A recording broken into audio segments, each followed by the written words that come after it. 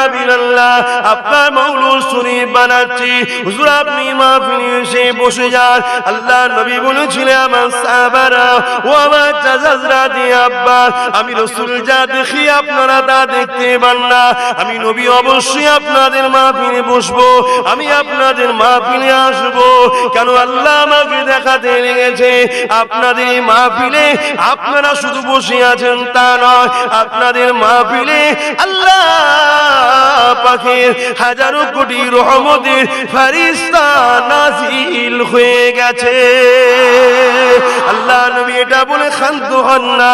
এ আমার সাহাবারা শুনে রেখে দেয়, আমি নবী আমার আগমনের মওলুদ করছে, আমার শিশুবেলার আলোচনা মাহফিল করছে, আমার আগমনের জলসা করতে লেগেছে।